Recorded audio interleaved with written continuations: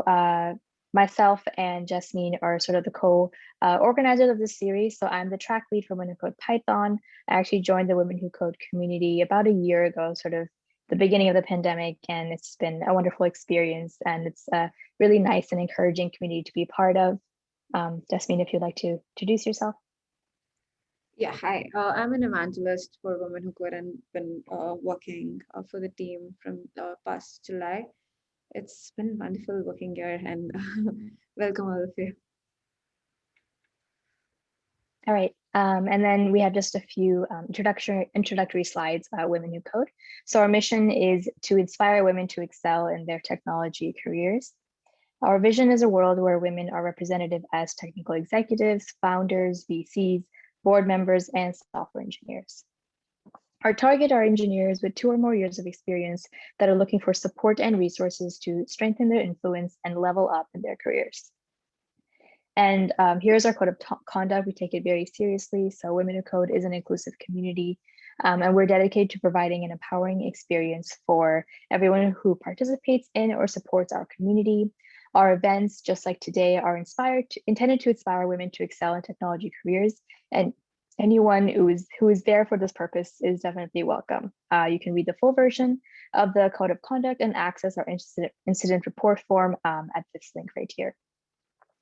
So Women Who Code, we have 230,000 members, 70 networks in 20 countries, members in over 97 countries. We have over 10,000 events. We have daily conference tickets of over $1,000, scholarships of over $2 million, access to jobs and resources. We have a very helpful job board posting, as well as infinite connections. And our movement currently, as the world is changing, we can be a connecting force that creates a sense of belonging while the world is being asked to isolate. And here are some of our upcoming events. So on March 31st, there's going to be another session of our ongoing databases with Python series, a session on MongoDB. April 3rd, we have another session, number 4, for our ongoing series on Introduction to Deep Learning for Edge Devices. And then the 4th session for this series, and then another session for the Deep Learning for Edge Devices series. So we have 3 ongoing series. It's very exciting, and we hope you can attend all of them. And please stay connected with us. We are on social media, on Instagram, Twitter, and LinkedIn at www.codepython, as well as on our website, womenwhocode.com/Python. This is where you can see how to join our track and volunteer, and also find all of the upcoming events and how to register for them directly on the website. So for today, our agenda will be what is an array, the difference between vectors and arrays, and then sort of distinguishing between Numpy versus inbuilt lists, and then also array methods. So first we have vectors and arrays. Just a quick recap from session number 2, where we went over lists. These are an ordered collection of elements, and they're data that are stored within brackets. And so this is sort of an example showing right here. And they're very flexible because you can have different kinds of data types stored in the same list. So you don't necessarily need only numerical values or only strings. And they're also mutable, so they can be edited after they're created. And an important distinction we made in the last session was that tuples are actually not mutable. So once they've been sort of defined and declared, you cannot edit them, but lists are able to be changed. Elements can be removed and added. So this is a very big strength for lists. So here's an example of a list. The name of the list being movie list. And we, using the assignment operator, we're able to declare our list, again, using the pair of square brackets. And then here you can see we have, different kinds of items inside here. So we have 2 strings, Titanic and Ocean 8, and then 2012, which here would be classified as an integer. So we can also have floating point numbers, whatever data type you want to add into a list, you can definitely do that. So moving from lists to looking at vectors versus arrays. So a vector, which you might have heard of, are essentially one-dimensional arrays, and arrays sort of can take this a little bit further because they can also be multi-dimensional. So essentially having more than one row and column. So here's a one-dimensional array where, if you have essentially an axis 0, so you have 4 items in this case in your array, 7, 2, 9, 10. And the way we describe the shape for arrays is the first number being the number of rows, and then you have a comma, and the second number being the number of columns, as you can see here. So in this case, we only have, we have four, we have, we don't have multiple rows. We just have one, we only have we have 4 columns, 7, 2, 9, 10. That's kind of how they're stored in this manner. Then we also have a 2-dimensional array. So this is sort of going beyond a vector where we have an axis 0 and an axis 1. And in this case, our shape is 2 rows and 3 columns. So you can see we have 2 rows and 3 columns. And a very simple way to find out the number of items is you just multiply the number of rows by the number of columns. So in this case, we have 6 items.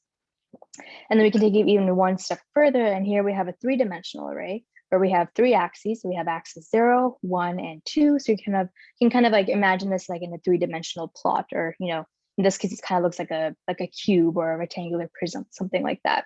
And so here we actually have, sort of like an X, Y, Z axis where we have 4, 3, 2. So we have the value stored in a different way. And, typically, I would say most commonly you see 2-dimensional arrays where you have a certain number of rows and a certain number of columns. And that's typically how data will be structured when you're working with any kind of data.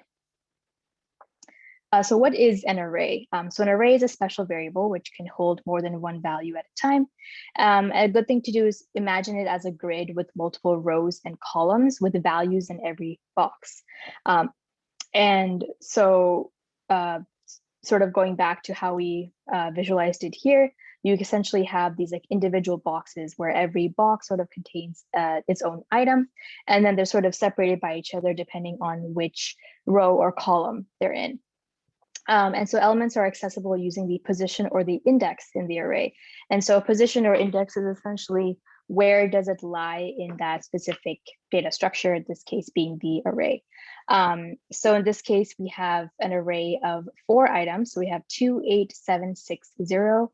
And as you might be familiar with, generally in programming, the indices always start at position 0. So even though it's your first element, which is 2 in this case, the index is actually 0. So we basically go from index 0, 1, 2, 3, 4 for our 5 items that are here. And then for indexing, again, as I mentioned, it starts from 0. So the first element in the array can be accessible using this. And the way you index is using the pair of square brackets. So if our array is called num, in this case, num, to access the element 2, we would do num and then in the brackets 0. There's a couple other ways to do some indexing. So to access the last element, you can essentially just do num and then colon -1. So what that does is essentially takes the last element. You can take this one step further. And if you want to do the second to last element, you can do the same thing, colon -2, and it's basically the second from the last, and so on. So depending on kind of what element you want to access, if you don't really want to count up the number of elements you have, you can just do -1, and that's maybe the last element. And you can also reverse a list using num, and then you have 2 colons and then -1, and that'll completely reverse it. So basically the first element will become the last element, and the last element become the first element, and everything sort of gets reversed and shuffled around in that way.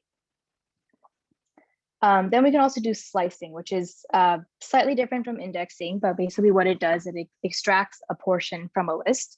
And so what it does is that it's essentially a way of using indexing to sort of take a subset of whatever array or list that you have. And so if A is a list in this case, then we can do A and then in the square brackets M colon N. And what that's going to do is that starting from position M, we're going to take all the elements up to N, but not including N. So it's essentially taking everything up to M to N, whatever is at N-1. And you can also use negative indexing, just like how we saw in this example here, where you can basically take the second to last, first to last, or second to last element, whatever it might be. And sorry, my laptop is dying soon, so just give me a second to grab my charger. Okay, so to continue with slicing of arrays, we can also omit the first index. So we do that by, say we have our array declared as A, and then we do colon N. what that's going to do is actually start the slice at the beginning of the list where n is not actually included. So if we were to take this array where we have these 5 elements, hi, this is session 3, and we did array colon 2, what that's going to do is start at the beginning. And since our n in this case is 2, we're going to go up to 2, but not actually including 2. So it's just going to take hi and this. So if we were to do array colon 3, that would be hi, this is, and so on. So there's a lot of interesting things you can do with arrays with, indexing and slicing. And we'll be seeing all of this when we do our live coding, just after we go through these slides here. To continue on for slicing, so taking the same example of our array here, hi, this is session 3, we can also omit the last index. So sort of contrasting to how we had the colon first and then whatever number comes after that. Here we're actually going to have our number here. So essentially like what index you're looking at, and then the colon comes after that. So what that does is essentially you go from the first index m to the end of the list, where in this case, the m is actually inclusive. So with this example here, where we have array 2 colon, we're actually going to start at the position, basically like this, the index number, index position 2. So that's going to be 0, 1, 2. So this is going to be is. And then we're going to go to the end of the list. So is session 3. So to essentially go just to get the first 2 elements, we did array colon 2. To get the last 3 elements, we do array 2 colon. So you can kind of see how those are kind of go hand in hand. But I think it's really cool that you can do all of this just by moving the colon around and depending on what index you're looking at. So arrays are definitely very, very useful and very powerful. So you can also use 2 indices to slice the array. So basically you sort of tell where's the start and end position index that you want to sort of slice from the array. So in this case, we're going from 1 to 3. So that's basically going to be 0, 1. So we start at this, and then 2, 3, but we don't actually take into account this one. So this is going to be this is. And then if we just do array with only a colon inside, so no actual index position specified, we're going to get a copy of the entire list array. So this is sort of a way to copy over all of the elements of an array that you've already declared. And so arrays in Python can be used in 2 ways. The first way is to use it as a built-in data structure, so which is a list, which we went over in the last session, or we can also import this external library called Numpy. And you might have heard of Numpy before, or you might have used it in the past. But Numpy is really powerful because it has its own version of arrays. And what it allows you to do is advanced mathematical operations and other types of operations as well on very large numbers of data. And so typically these operations are executed more efficiently and with less code than is actually possible just using a simple list. So that's kind of where Numpy arrays come in handy. So you can very easily do very advanced operations for a large data set, but it's done in a very, time optimized way. So a little bit more on Numpy. So the way we use it, we have to import it, which is kind of, common for any library. So before you, you also have to make sure that it's installed. So once you install it, you have to import it. And typically what you do is import Numpy as NP. And this is done so just that every time that you're using Numpy, you can essentially just refer to it as NP instead of typing out Numpy every single time. This is done quite often for most things when we're importing a library like this. Like if you have heard of pandas, you will typically import pandas as PD, just to make it sort of like a shorthand notation for it. So what Numpy does is it creates an n-dimensional array in Python using this numpy.array or np.array. And these are sort of, these are homogeneous, meaning that can actually only store the same type of data, unlike a list. So you cannot have a string and a floating point number and an integer. You can only have a single data type contained in that array. And so most importantly, Numpy does support vectorization. And so as you recall, a vector is essentially this like one-dimensional array, and vectorization does come in pretty handy, especially for use cases when we're working with natural language data and sort of NLP in general. So kind of when to use what, since we've talked about, arrays and lists and NumPy and all of this. So even though NumPy is more efficient and typically a lot more, time optimized as compared to the lists that are built into Python, or like, arrays essentially, in the interviews that you're going to end up using the latter most of the time. So you won't be using NumPy as often. I would say NumPy is typically used more when you're working with very large data sets, which is not very common when you're, being asked questions in a technical interview. And in Python, even stacks and queues can also be implemented using lists. So just as a side note, and we'll be getting more into stacks and queues in a later session for this series. And so here are some methods we can use with arrays. So I'll just go over each of the methods, what they do, and a quick example. So say we have this array and we've declared it as, the name of it is array, and we have these 5 items inside here. So the first method is append. So what it does, it adds an element at the end of the list. So if we were to do array.append 5, what it's going to do is just add 5 to the end. So now it's going to read 2, 3, 6, 7, 3, 5. The next method is pop. And so what this does, it removes the element at the specified position. So it's going to do array.pop. And so if you were to give a specific position here, then it's going to remove that element. So we do have to, provide it an exact value. Reverse is basically just reverses the order of the list. So that's, pretty handy. You don't have to do that in a very complicated way. It's a built-in method that the array object allows you to do. So all you have to do is do array.sort, and then inside there, you have to specify the parameter reverse equals true. So if you were to call that on our array here, it would basically read as 37632. The next method is index, and what that does is it will return the index of the first element with that value. And so what it's saying here is the first element specifically. So as you can see here in this array, there's actually 2 3s. So it's actually going to go through this list from a left to right way, and it's going to return the index of this 3 and not this 3.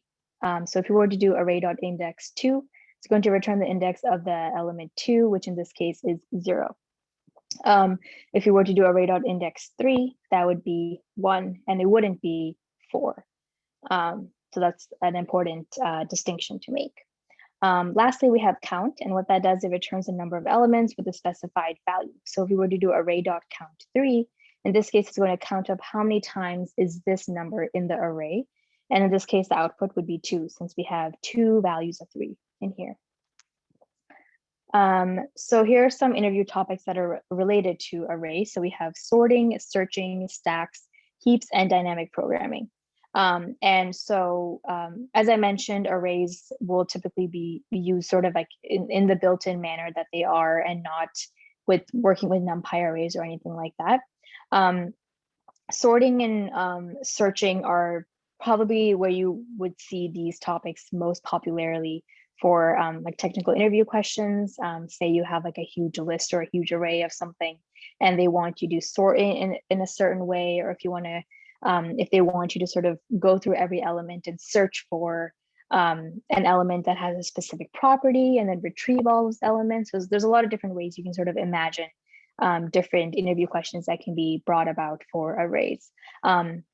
And then stacks and heaps we'll be going over later on in the series, but just to sort of give you a preview that, these sort of are related to arrays as we're talking about them. And then dynamic programming is sort of a bit more like an intermediate to advanced level of programming, but arrays are also do come in hand when we're doing dynamic programming. So we're going to pause for some questions, and this is sort of a time to answer any questions before we get on to our live coding session.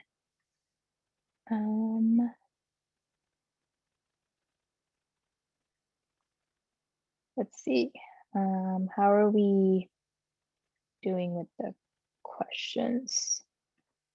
For some reason, the Q&A thing is not opening for me. Let me just stop sharing and reshare. Okay, so I see a question about how arrays apply in ML and AI. So NumPy arrays specifically, when we can sort of do vectorization, those come in handy when we're working specifically with NLP, which is sort of has an overlap in ML and AI. That's kind of how I envision it.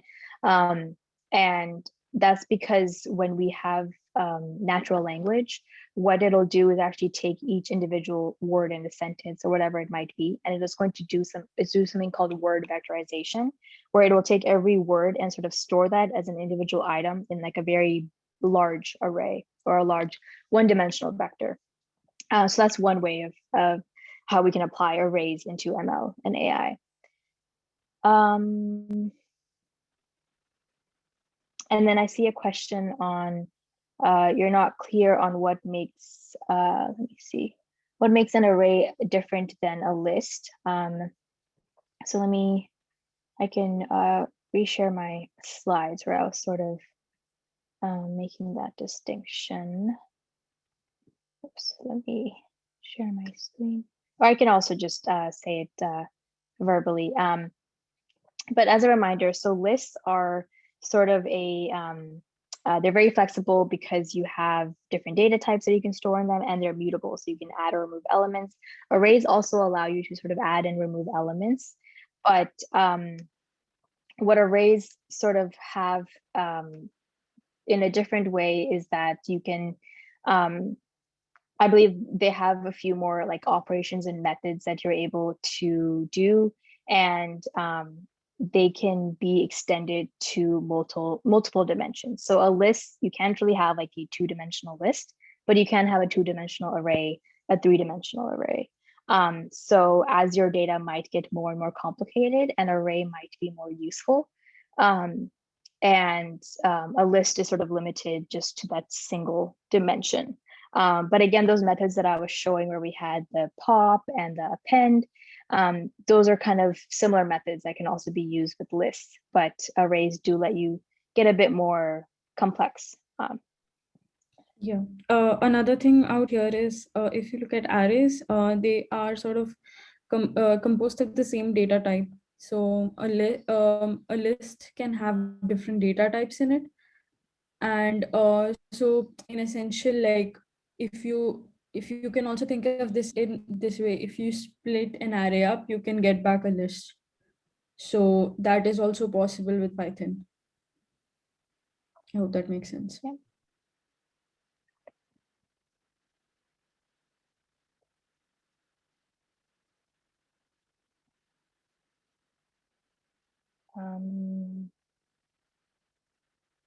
Okay, and I see a few more questions. Can arrays be used on words and not numbers? So arrays can contain, you know, I would say that arrays, they can contain strings. So as you saw in our examples, when we were doing some slicing and subsetting, we did have sort of like string and like words essentially as different items in your array. And so you definitely can have words in your arrays. You can also have numbers. It just sort of, depends on the kind of data that you're working with.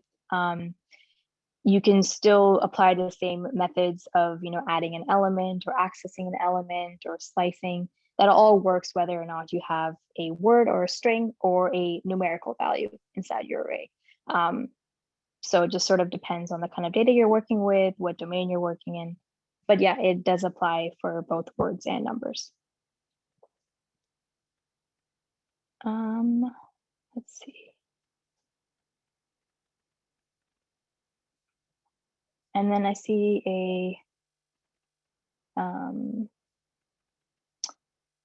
let's see, I see a question about what is the difference between multiple nested lists and multi-dimensional arrays. So nesting is slightly different than like multiple dimensions, because if you want to think of like a two-dimensional array, it's sort of like, you know, how you have multiple rows and multiple columns. Nesting is sort of, it is adding a dimension, but I think it's nesting is like a slightly different way to structure your data. And so I would say that, you know, two-dimensional arrays can kind of just be thought of as like a table of values.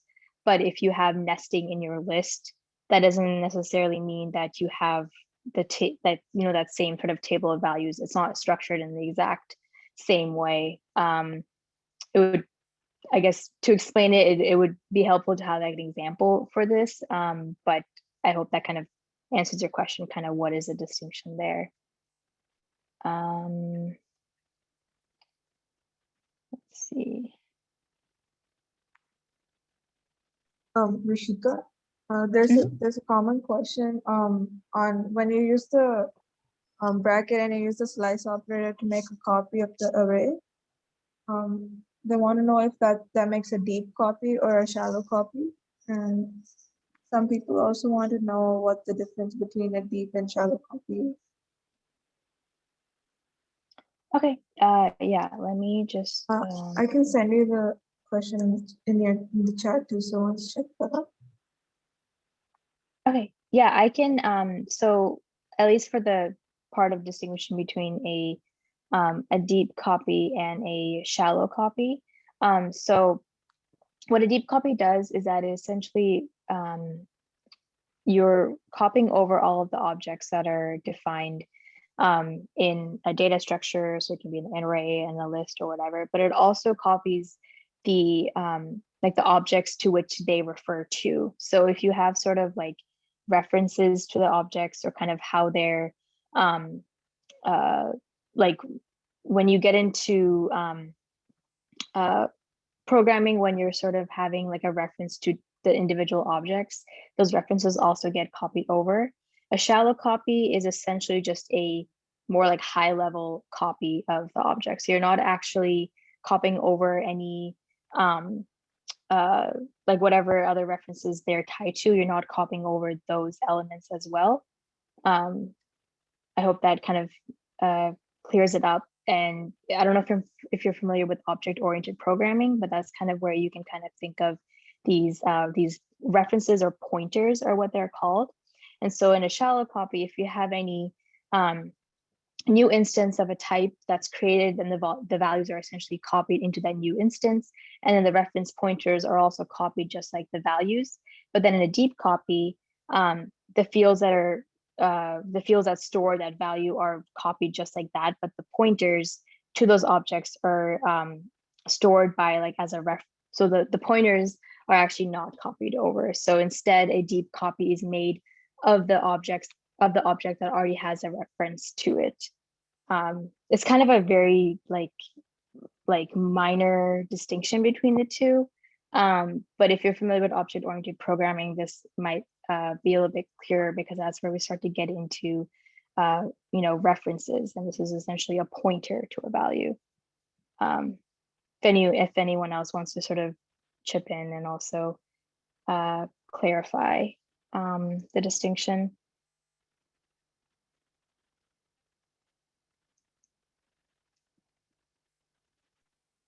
I think that was okay. Okay, and then let me see. So there was a question if that operation was a deep or a shallow copy.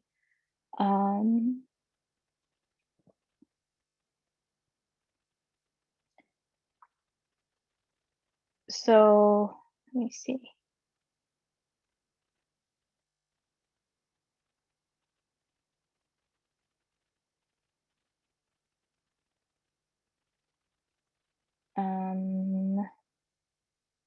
Let me see. So I believe that when you're doing simply just array and then in the square brackets, the colon, I believe that that would be a shallow copy, since you're essentially just copying over the list and it sort of contains the same references to whatever those items had the references to. I believe there's a separate method to actually do a deep copy for arrays. That is my understanding, but yeah, I hope that answers your question. Let's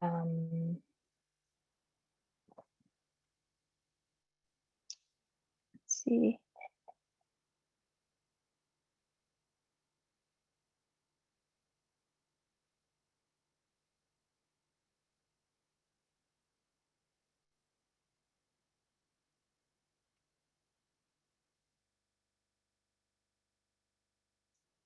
So I see,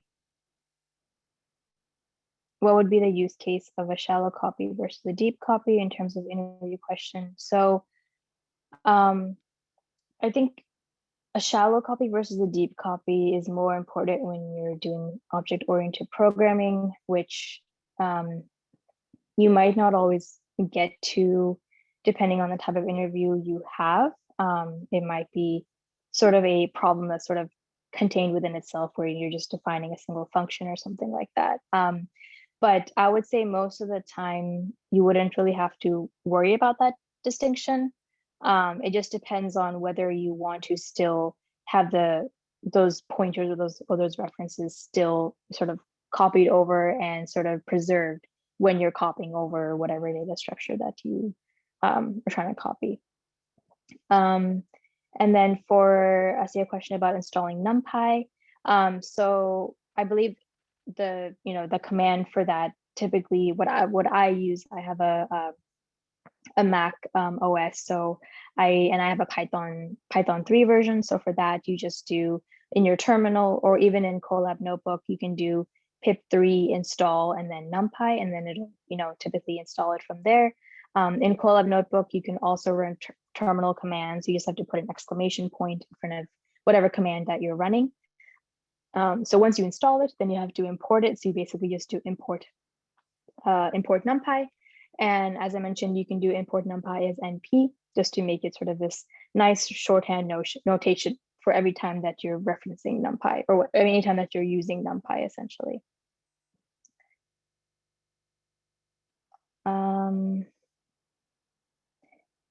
And I see a question about a multi-nested list, if it's more like a tree, while a multi-dimensional array is a table. I guess that is one way to sort of think about it, where you have certain elements, and then they can have different numbers of elements sort of nested inside there.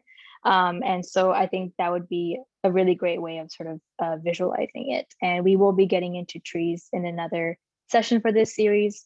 So hopefully once we get to that, then it'll sort of help to sort of think of all these data structures together and kind of where they overlap, and why you would use one over the other. Yes, that's a great way to think of it. And I think that's all the questions in the Q&A that I see right now. So I think we'll move on to the live coding session. And I think, Karen, are you able to take over from here? I'll take over. I'll go over the arrays part, and then Karen can take over matrices. Can you all see my screen? Yeah, I can see it. Okay, awesome. So question about how to import Numpy. So this is how we import Numpy. So before that, do we send this link to the attendees, or is just like live coding here? Yeah, the link was just put in the chat, and they can also be found in the slides as well. Okay. So yeah, so we're gonna import Numpy as Numpy here. Just gonna have a few revisions of array here, and here it says define new list named A. So we're just gonna give A, and we need an output of these elements in the list. So I'm just gonna copy this and make an array like this, and gonna print my array. and see if we get the same output. This should go above. Cool. So yeah, we got the same output as we were expecting.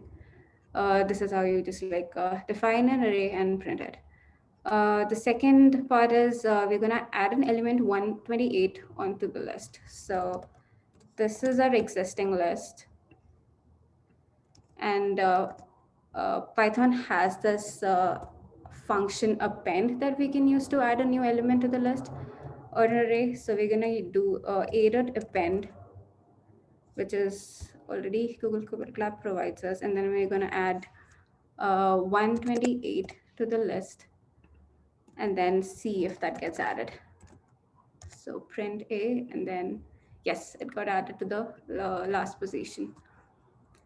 So next is we're going to remove the fifth element in a list. So as we know, Python starts with index 0. So this is 0, 1, 2, 3, 4.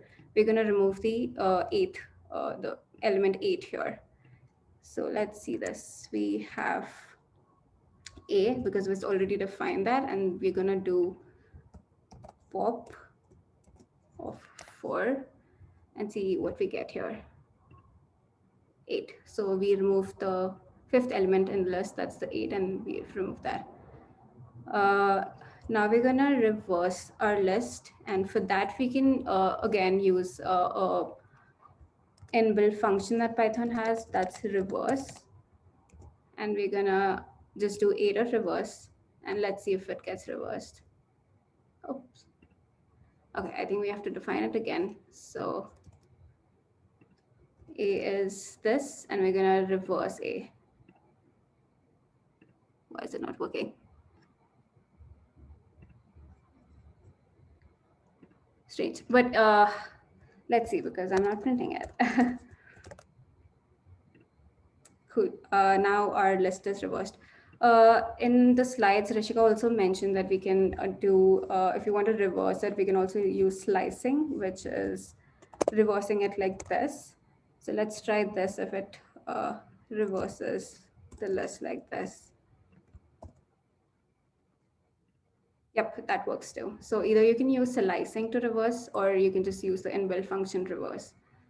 Gonna pause for a minute here just so that you all can catch up, and then we'll walk through using arrays from Numpy.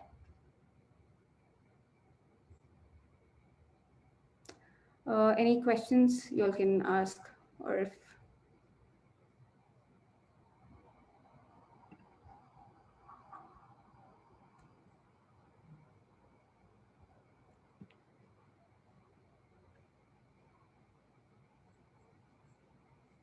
cool, let's move on. So Numpy also has an inbuilt function .array. So here we're gonna create an array using Numpy. So it's gonna be array1 numpy dot array. It has that, and then we are gonna create the same list. We can use the same numbers here.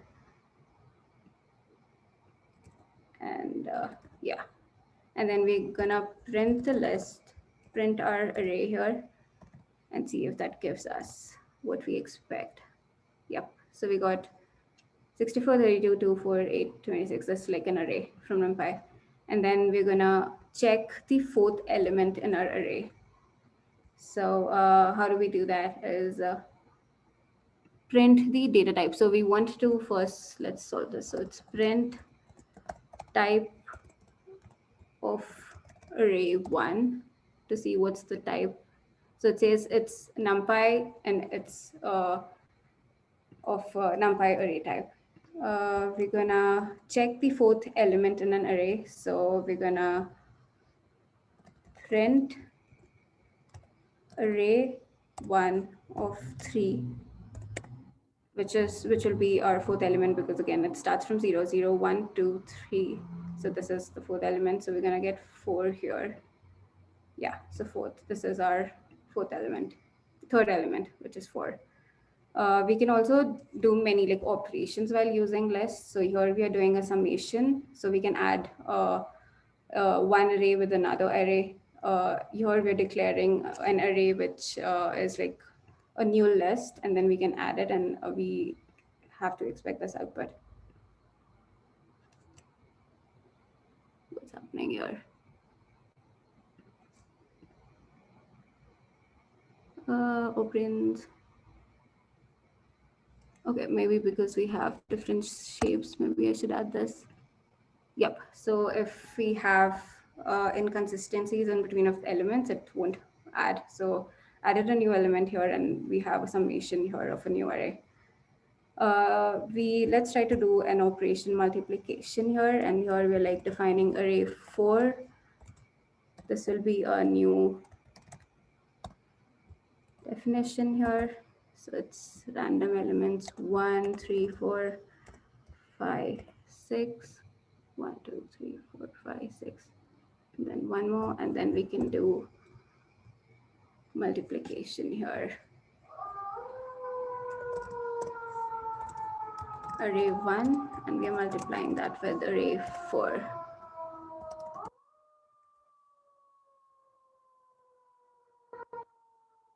Yep. So we can use multiple operations like summations, multiplication, subtraction, division, and this is how it is done. Do you all have any questions? I'm going to pause for another 30 seconds here.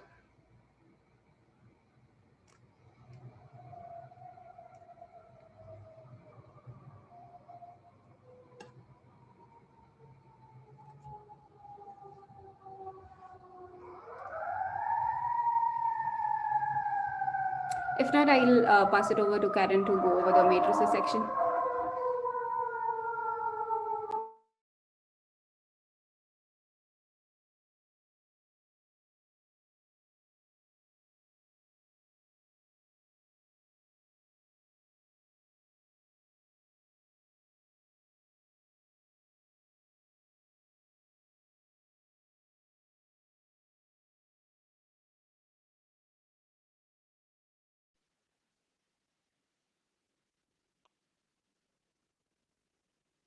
So I see a question in the Q&A about arrays and why they need to be the same length to add them together. So that's a pretty important thing when it comes to arrays, because the dimensions do need to match up. So say you're adding, adding up 2 arrays or multiplying 2 arrays, they need to have the same dimension. So in this case, if you need 6 elements in both, then if you have 6 elements in one and 7 elements in the other, then it's not going to know what to do with that extra element. Like, what is it going to add with or multiply with? So dimensions are very important, and sort of this dimensional mismatch that might happen will cause an error. So it is really important when you're doing any sort of operations between 2 arrays.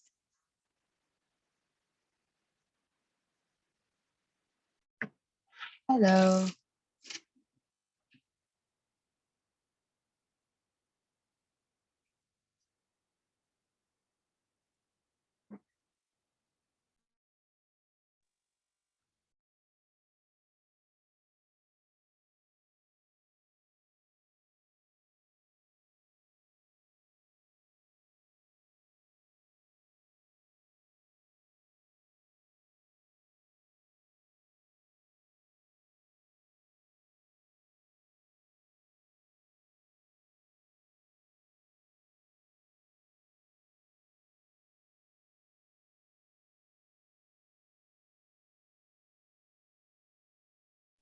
Hi, Karen, will you be presenting? Or do you want one of us to present?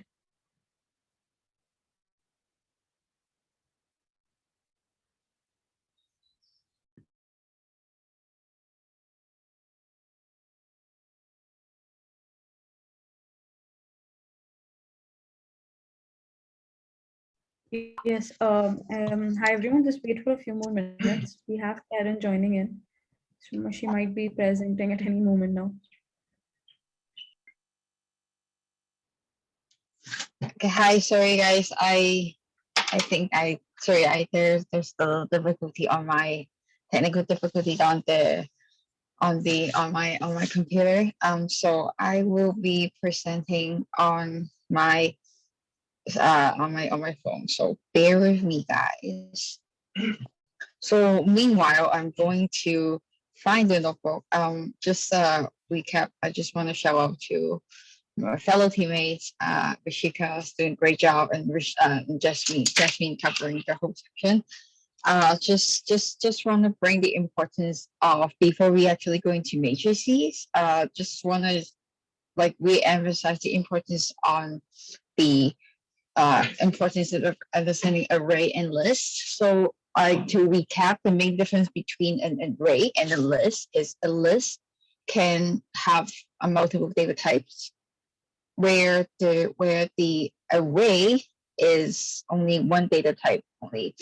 And when you deal with the lists, when you deal with like things that are very, like, you want the flexibility, you should definitely use lists. But when you deal with like let's say if you're calculating something, or you are doing, like, for example, like when you see the second other collab session, Jasmeen is doing the collab session on the array, like you can actually multiply. So that's the main difference between the array. When you use mainly number and calculation, especially you're doing like a lot of like data science stuff, like machine learning, artificial intelligence, like you should use that.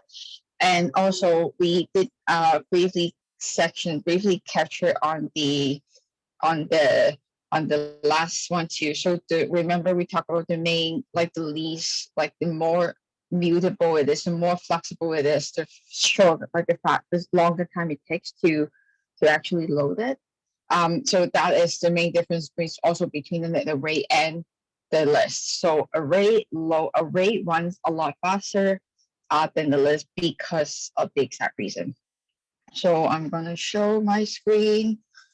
Oh, that's exciting. I never really showed this before. Let me see.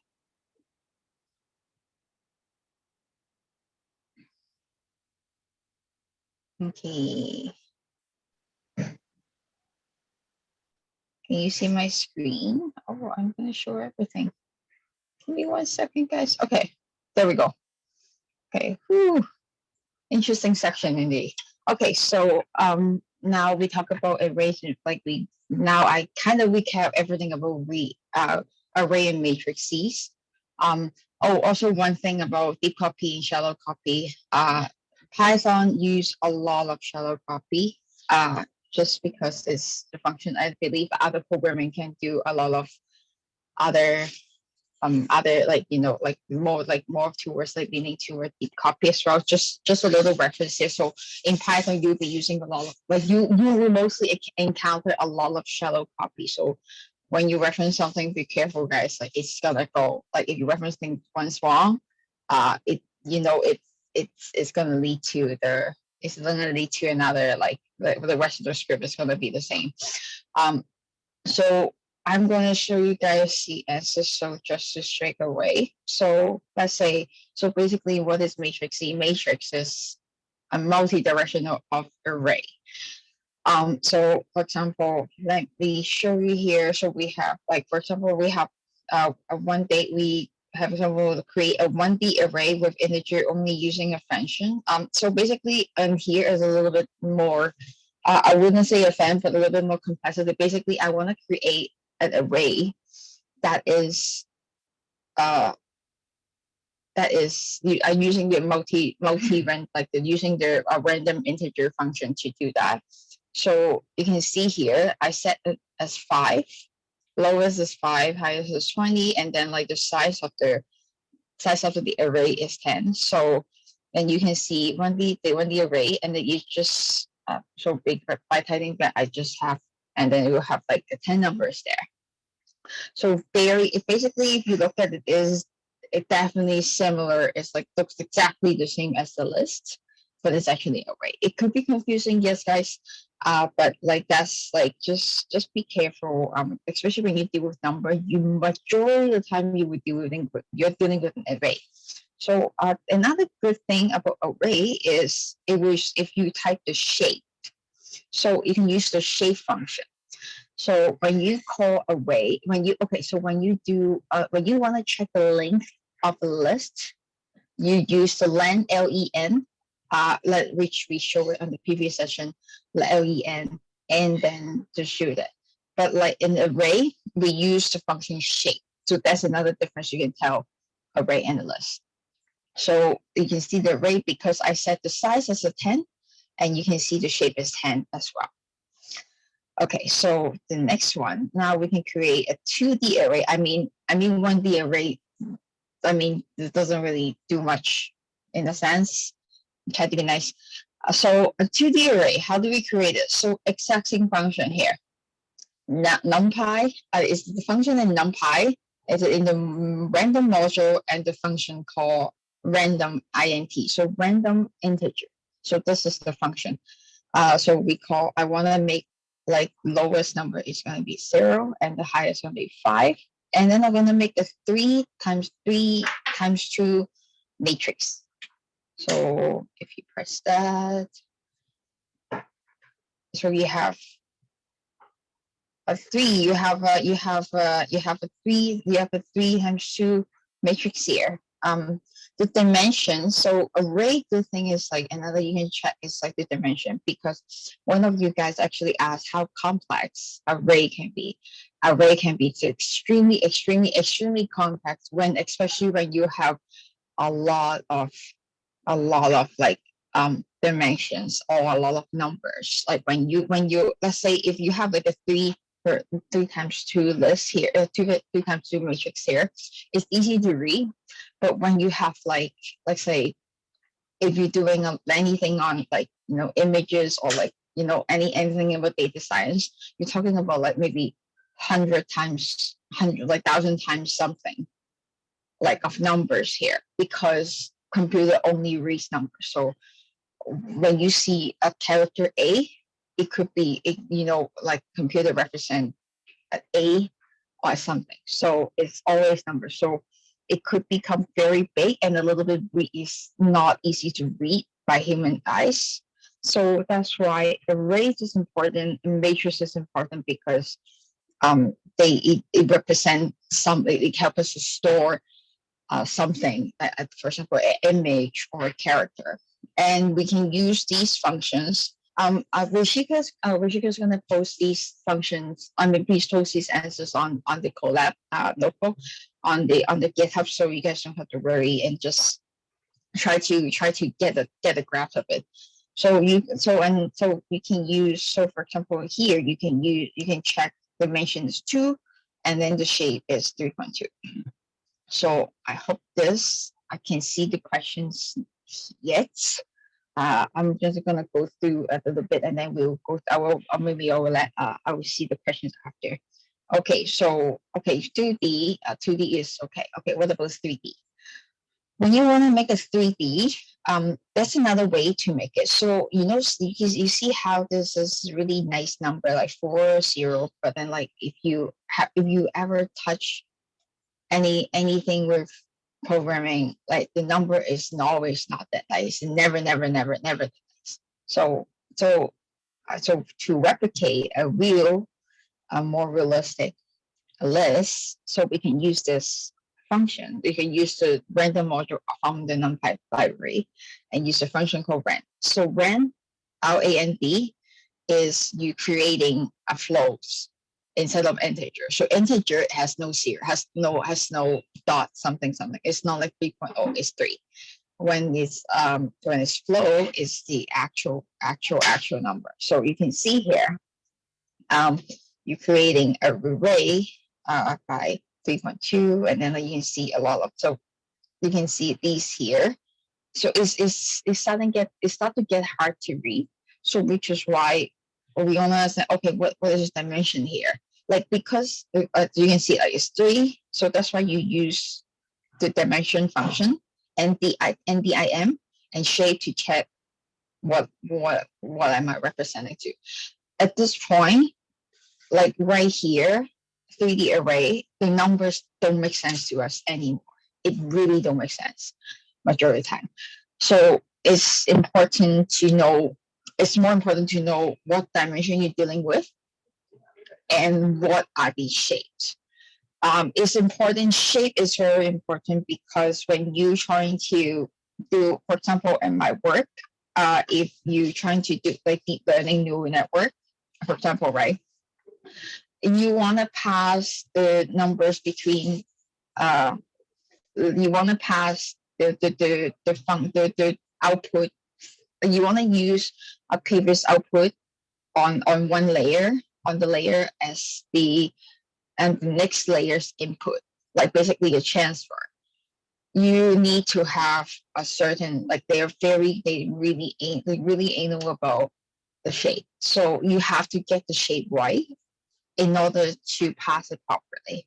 So just be a little bit careful, guys. If you don't know what I'm talking about, that's fine too. But like just in the future, if you're dealing with anything data science related, especially on machine learning, matrix, it could be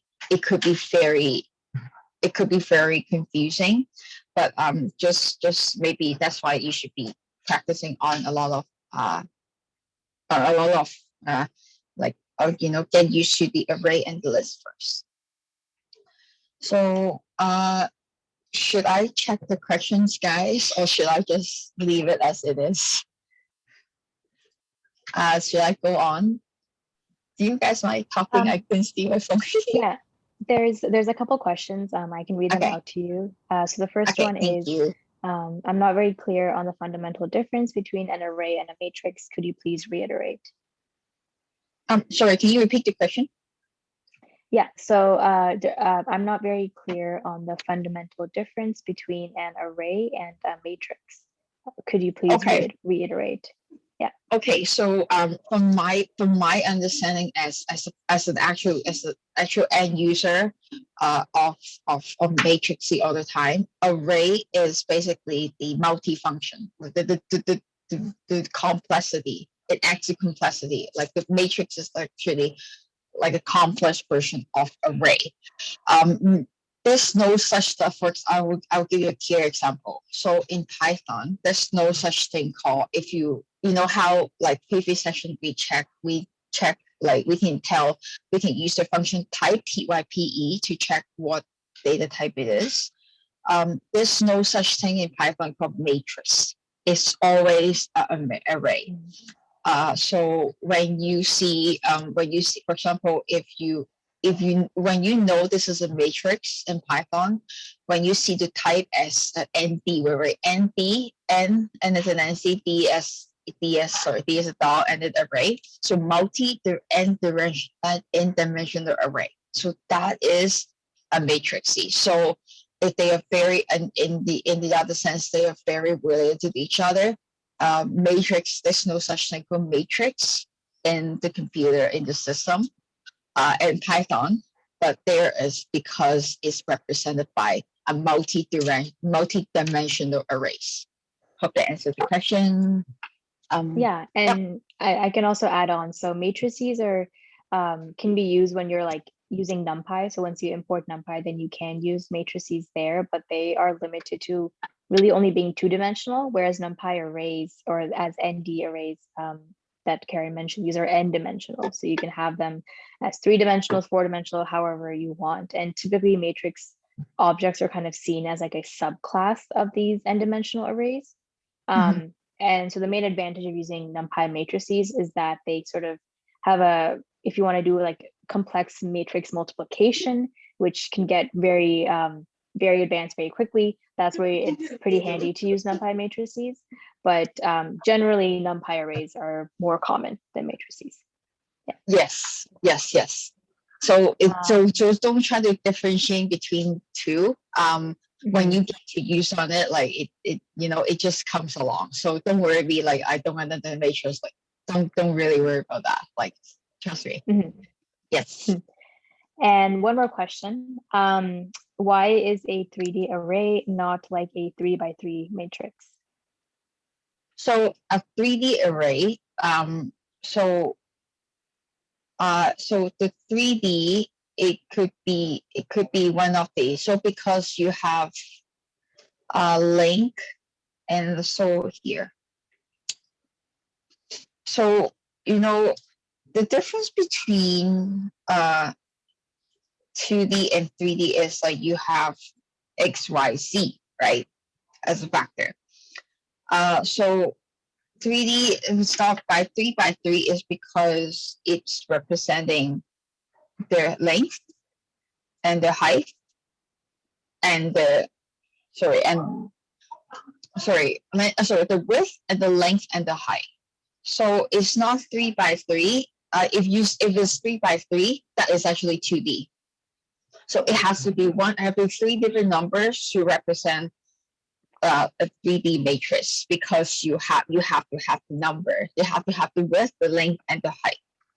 Would that make sense? Rishika, you want to add on to that? Yeah, I think that was a wonderful explanation. So if you recall back in the slides where we were showing like the 2-dimensional array versus a 3-dimensional array, like 3 dimensions, you kind of have like 3 axes. You have that axis 0, 1, and 2, so sort of like an X, Y, and Z axis. So that is not exactly how like a 3 by 3 matrix is going to look like. So that's kind of a way to think of the distinction between the two. Yeah, I hope that answers the question. And then one more question that popped up is, so is a 1D matrix a vector? Let me confirm. If like from my sense, it is like, I mean, let's see. Let's Google it together, guys.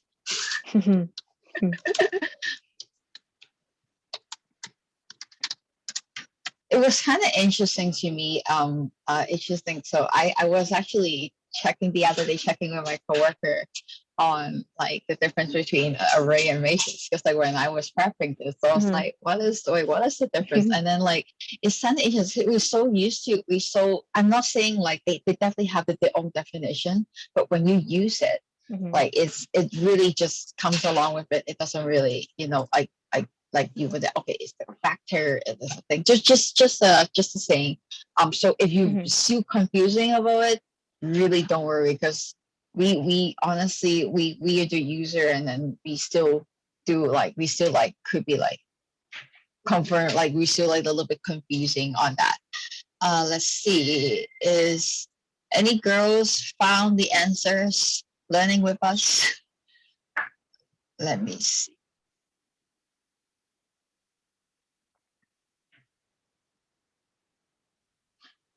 So yes, from what I see, yes, a 1D array, it is a factor.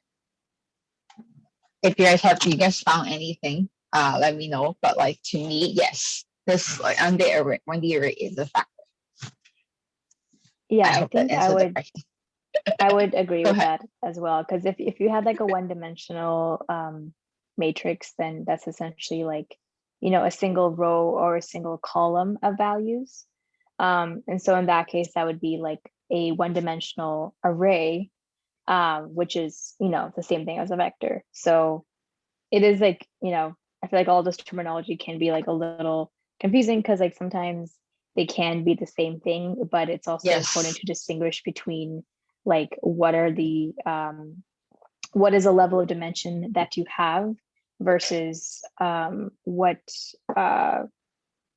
like the number of like rows and columns. So yeah, I hope people are able to sort of get everything clarified. Yeah.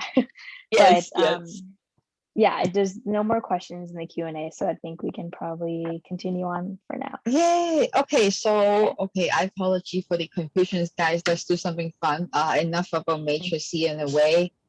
Annoying, don't know what it is, who cares? Okay, we're gonna do something practical. So since the series is talk about AC interview questions, the technical interview. So I found a question that is very related to us, that is considered like a proper, like an algorithm question. So we can go through this together. So this is a very beginner level. So what I'm going to do is I'm going to walk it through. I'm going to walk through my chain of thought, how to solve this and how to do it. So it's just a practice. Just think of it as a practice on like approaches on how to deal with a technical questions if you never done before. Again, this my chain of thought is really subjective. So you definitely have you guys feel free to implement it your way, or you can have a better way. Even like another approach, it doesn't need to be better or worse. Feel free to share with us. That's what algorithm questions are amazing about. Okay, so if you guys can go to so Stephanie, would you mind posting this this link to everyone in case they can't get to the Colab notebook, please? So can everyone go through? So okay, I'm gonna describe the problem. I'm gonna describe. Thank you, Ziki. Thank you. Okay, so the problem is like giving a non-empty array of integer numbers. So basically, there's no such thing called null, no value, no array that has no no null value. Every element appears except twice or one. Find a single one. Okay, so let's wait. Hold on. Let me see. Karen, I can walk through this question and we can. Okay, go ahead. Yeah. Go ahead. I'll share my screen here. Let me back up. Yep. Can you all see my screen? Yes. Awesome. So yeah, so you all can find this question here. And the question is, given a non-empty array of integer numbers, every element appears twice except for one. Find that single one. So let's first see what our input can be here. So I'm just gonna comment what our input is here.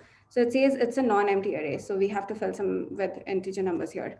And every element appears twice except one. So let's take some elements which are repeated twice, and then take one element which is a single one, and this is what we need to output. So this is in this particular array, we have to print out the number 4 here because that's the single one here. So to do that,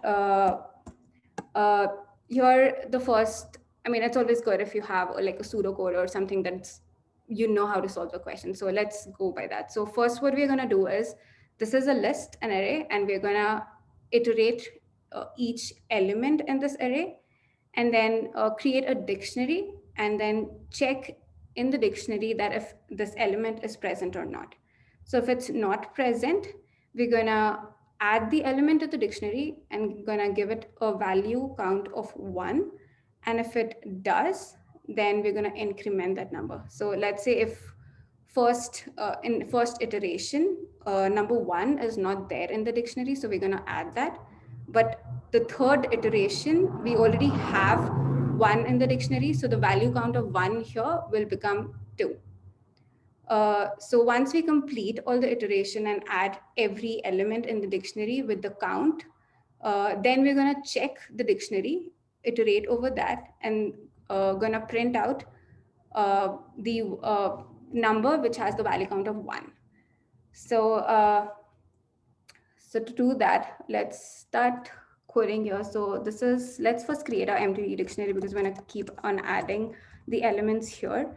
And then we're going to do for and nums is going to get passed in this method. So for each number in my list, in my array here, we're going to check that if this number is not in my dictionary, which is this, right? Then we're gonna add that. So we're gonna do my dictionary of num equal to 1. So iterating through the list, checking if that number is not there in the dictionary. And if it's not there, I'm gonna add a value of 1 for this element. And then check in the second that else if it's present. So first statement and if condition, we're checking if it's not, the else will check if it's present. If it's present, we're gonna do if dict of num, and then we're gonna do plus equal to 1. So that means that if it's there, I'm going to add another one. So this can also be written as my dect of num equal to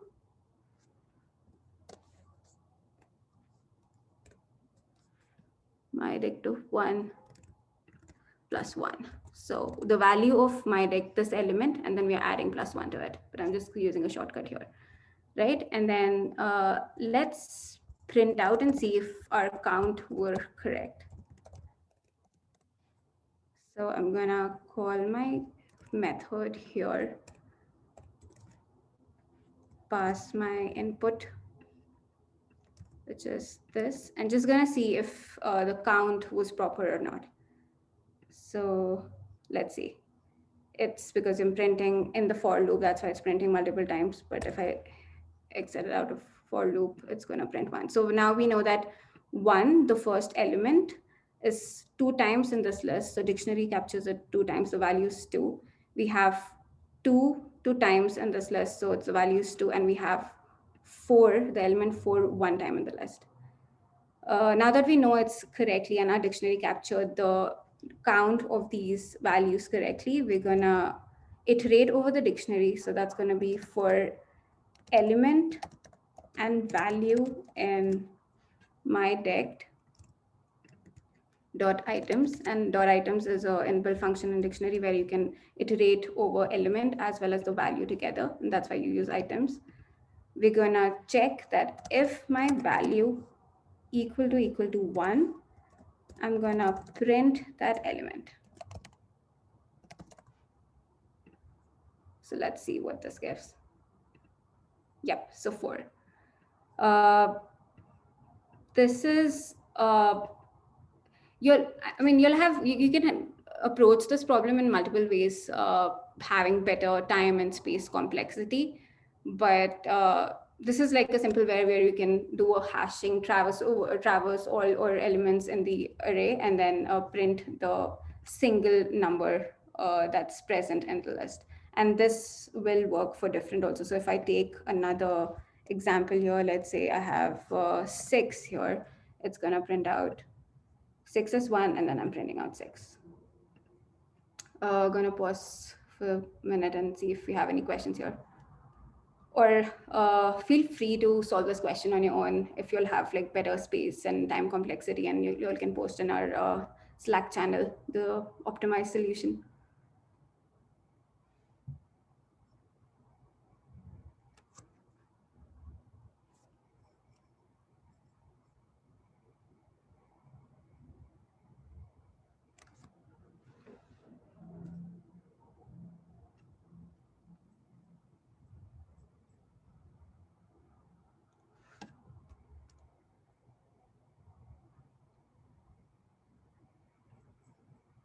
If no questions, I'll pass it on to you, Rishika, if you wanna give any other further details.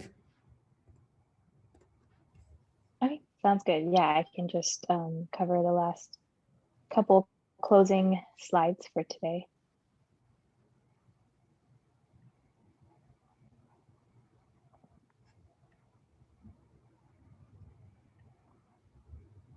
All right, so thank you everyone to Karen and Jasmeen for presenting, and I hope everyone enjoyed today's session. And I know there was a lot of sort of nuances between the different data structures we went over with arrays and lists and matrices and all of that, but I hope you can join us for the next session. So that'll be session number 4, and it's gonna be the same time, same day, so 8 p.m. Eastern time. And just as a reminder that we did adjust for daylight savings, but for those of you who don't observe it, you might have to take care of that time change. So just to keep that in mind. But we hope we can see you on April 8th. So that's going to be exactly in 2 weeks. And if you have any questions, again, you can join our Slack channel. We've shared the link to this in the chat throughout today's session. This is the channel dedicated to this series. So if you have any questions about any concepts we went over today, or the technical interview question we went over, if you want to share your own solution and you start a discussion, feel free to. It's an open space to communicate however you would like. And that is it for today. Thank you everyone for joining. I hope you have a great rest of your day, afternoon, evening, wherever you're joining in from. Yeah, thank you so much. And thank you to the team.